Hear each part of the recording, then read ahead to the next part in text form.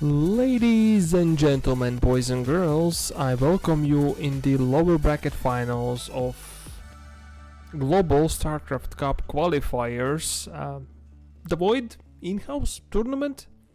Yeah, that's what it's probably called, but I'm just shorting it down to GSCQs.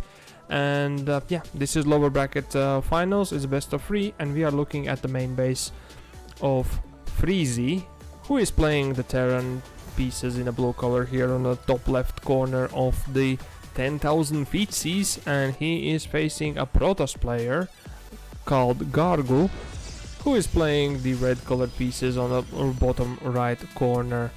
This is some combination which we are not seeing usually. I believe last time it was actually 2 weeks ago, and it was actually Draco versus Next, and they both are Zerg mains and they were playing ZVT, but Protoss versus Terran, sorry about that. But here we have proper players, the main players, and they are gonna duke it out.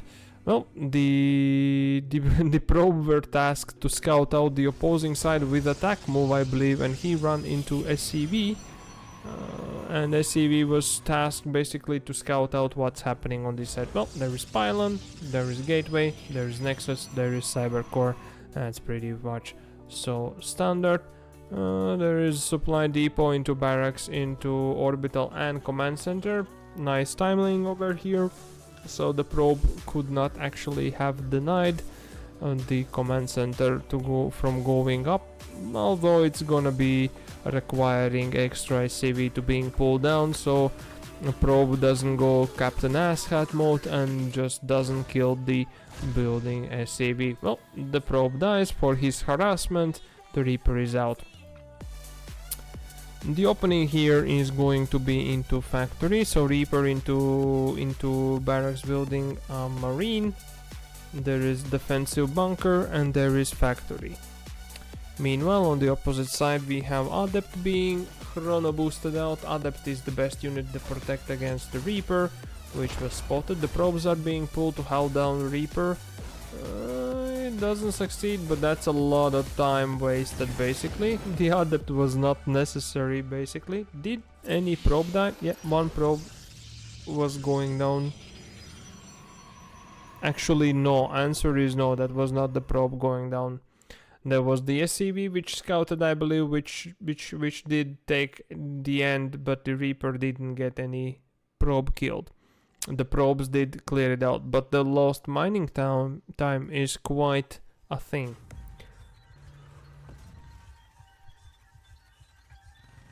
Excuse me.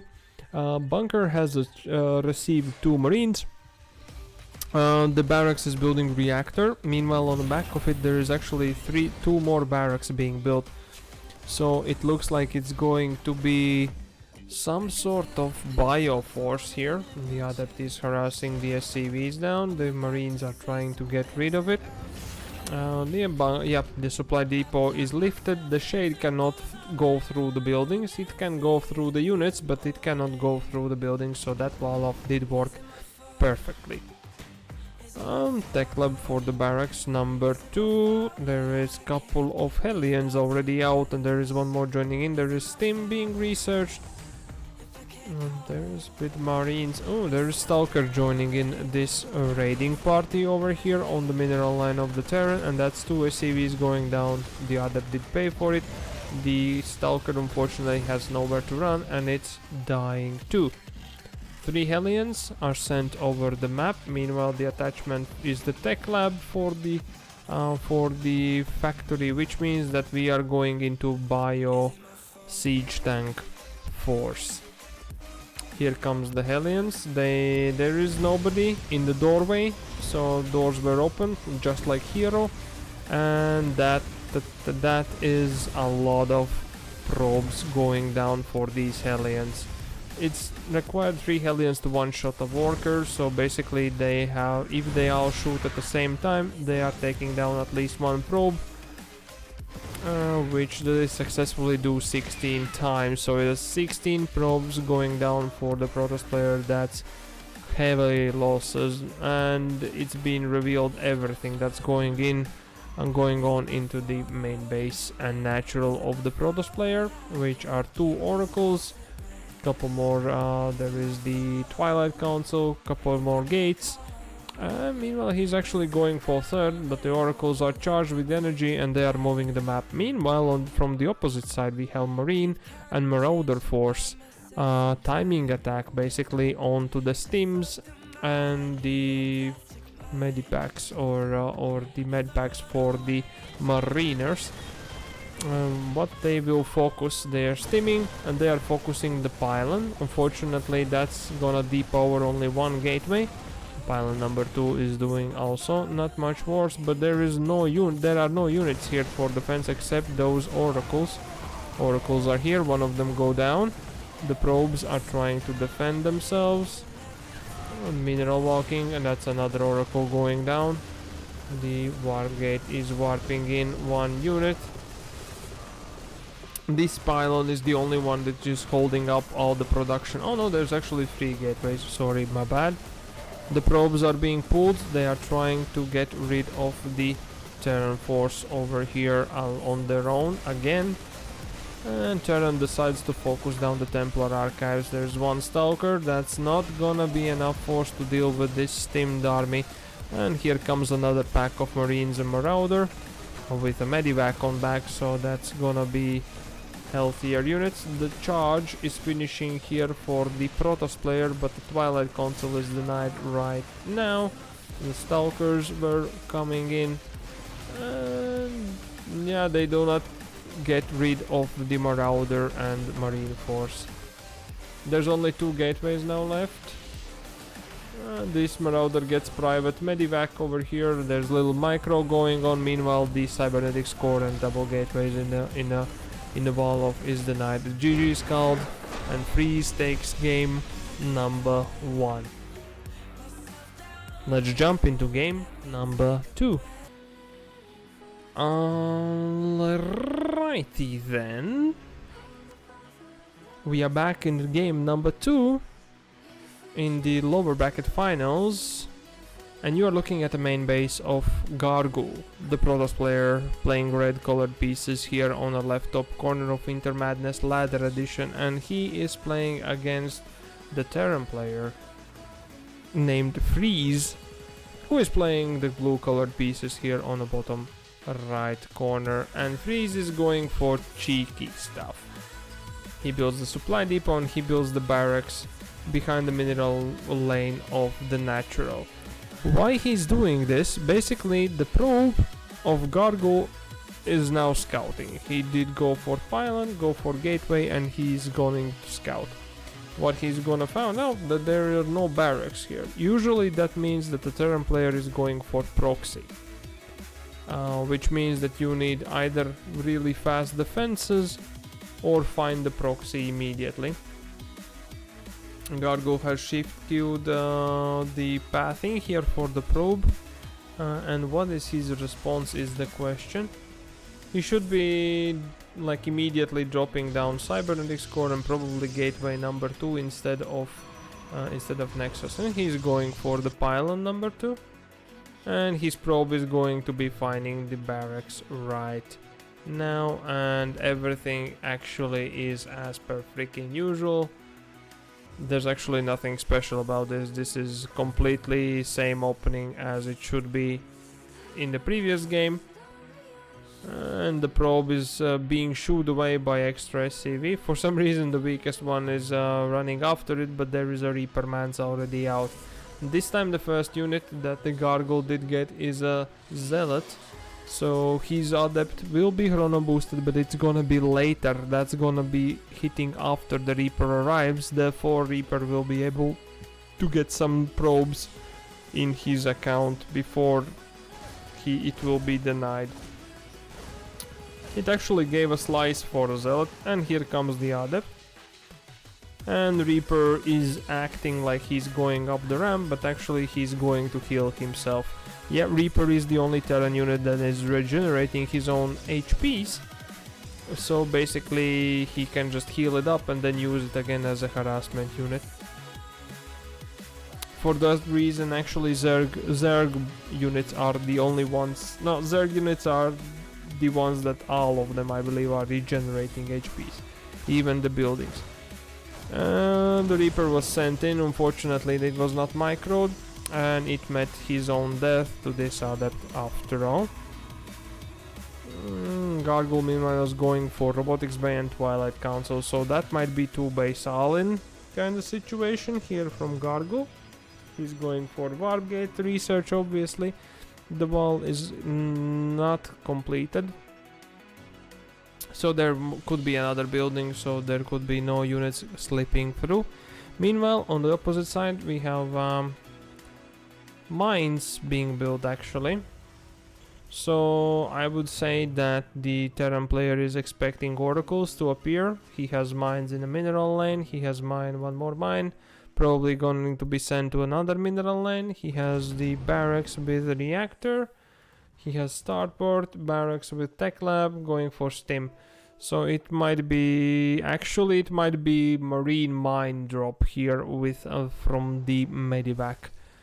Whenever that pops out, that will be probably assembled together. There's tech lab being built for the factory, so this will be building siege tanks probably, or cyclone if necessary. Meanwhile, on the opposite side, actually the Protoss player is going for Robotics Bay, which is necessary to provide Colossi and Disruptors. First one is Observer. There's actually Charge, +1 armor, interesting choice. He doesn't have +1 attacks, he's going for +1 armor. Double Stalker, there is Shield Battery. And that's Hallucinated Phoenix going to scout out what's happening on the other side of the map. And there is actually, that's not a marine drop, it's actually mine drop coming here for the Protoss mineral lane. That's all 3 mines landed down. Some little bit of splitties happening. Pretty good. That was a free probes for 3 mines. And there is actually Observer also out, so that has been salvaged pretty damn good. And actually there is already Colossi on the way. I don't think there is thermal lance upgrade for it, but that's gonna be Colossi for sure outside already. There is a starport for the Terran player, so usually the counter to Colossi from Terrans are Vikings, and they are quite cheap right now after the latest changes, so I don't believe that it will be a problem for the Terran to switch. And indeed, there is the extended thermal lance, I believe, if I remember that name correctly. That's gonna extend the range of Colossi. And one more Colossi being built. So yeah, the Protoss player is going for Stalker Colossi army. Meanwhile, the Terran player is going for Marine siege tank composition. And there comes the push. That's well spotted with an Observer. That's army supply basically is in favor of the Terran player. He's just now building the 3rd on back of it, while the Protoss player has his 3rd almost done. There is a shield battery to be able to defend himself, but the army supply still is quite a bit in favor of the Terran player over here. Well, the +1 armor is pretty good. That could make the Stalker's tank the damage a little bit longer. The Colossi doesn't have range, so the siege tank will be able to shell that force quite a bit. There is the Guardian shield from the Stalker, no, but from the Sentry, which is pretty good. And this push has been held all together pretty damn good without losing Colossi, without actually losing much of the units. I believe that was only 5 Zealots going down. Okay, 1 Stalker just now. And the advantage is like halving. The trade was half better for the Protoss player. Will it continue with the push? Yes, indeed. Here comes the Zealots, here comes the Stalkers. I believe there's a charge upgrade, so that will be pretty good from pulling fire from the siege tanks, or siege tank, one of them, and dealing with some like distraction, while the damage dealers, the Colossi and Stalkers, are doing their job. Anyways, the Protoss is pulling back. He has the observer here, he sees the third, and meanwhile there is one medevac which was loaded in, and it's gonna be dropped into the main base basically of the Protoss player. Is GarGoul going to sneak? No, he's just building the pylon. I was expecting that he might be sneaking out like 4th base somewhere over here, but that is not the case. Here comes the drop of Marines. 3 Stalkers are immediately being warped in. In production we have actually Disruptor, and we have Blinks and +1. Interesting choice. And back of the Protoss units have been sent over here to the next upcoming 4th base, which will be made. Probably to try to deny this medevac to be like if it flies over here. But no, it doesn't. It's trying to get to the main once again. It was a little bit pinned over here, but there are 3 more Stalkers over here, which actually, if paid attention, yeah, they will be denying the drop fully, successfully denying that medevac from dropping down. Well, the Terran player has finished 1-1. He's starting 2-2. He's actually built Ghost Academy somewhere, which I don't know where. Here it is, and he's building Ghosts. Ghosts are really good units for the Terran army composition, because Protoss, like half of the HP of Protoss units is into the shields. The EMP can take down the shields just with the energy, with the spell. So that's really strong ability here for the Terran player. Meanwhile, the Protoss player is researching Storm.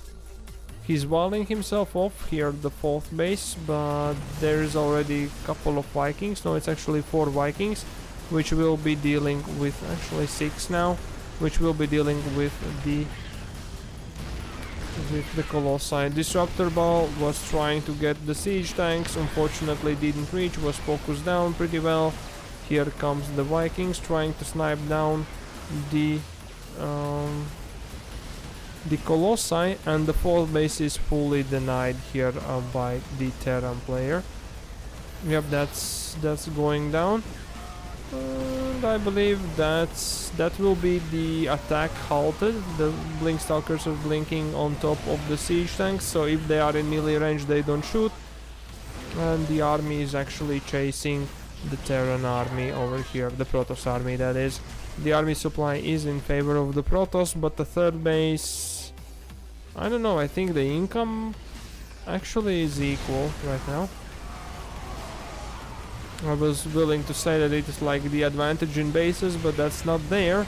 The Vikings are getting rid of Colossi.